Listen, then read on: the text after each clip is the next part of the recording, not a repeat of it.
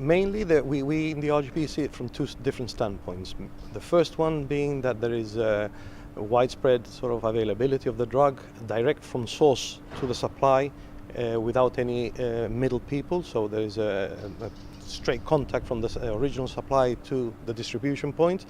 And secondly, we see that the abuser, the cocaine abuser, only settles for this high quality in the most negative sort of senses of the drug. They are not happy with an adulterated or watered down version of the cocaine for them to consume. So they are the abuser is looking for the most sort of impact of purity for consumption.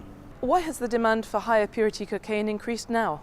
Well, slowly and gradually the drug of choice has now, cocaine has come into that sort of market. It was historically cannabis, and now cannabis and cocaine, and to some extent amphetamines, are the drugs of choice in the nearby region, including the Campo area, and therefore increased sort of demand leads to increase in supply.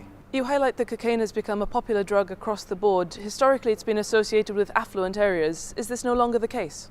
Absolutely. Cocaine is now a drug of choice alongside cannabis, and it is acquirable by working class and not necessarily the rich, as has been known or associated to in the past. The purity levels, as far as we are concerned in the police, are of no consequences to us. We advocate zero tolerance on cocaine. It's bad whether it's lesser pure than or very pure. It is bad.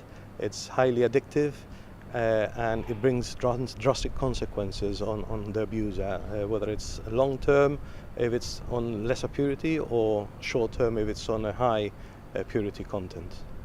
Is there a danger that this knowledge that Gibraltar has high purity cocaine coming in will serve as something of an advert for drug dealers?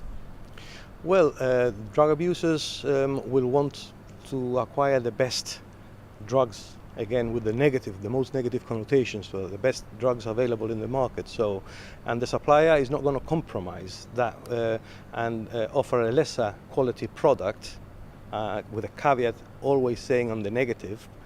To sort of compromise the potential of losing customers. So perhaps they will even sacrifice bigger profits at the expense of bringing in higher purity to satisfy customers' need. What measures is the RGP taking to tackle this issue? Drug abuse is a community problem, but from the enforcement standpoint, both customs and ourselves, we set out to try and cut that supply chain.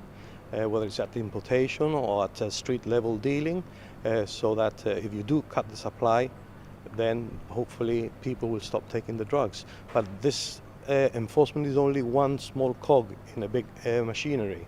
It has to be looked at in terms of education and constant raising of awareness. And that's a continued effort that, together with other partner agencies and government, that we are working towards.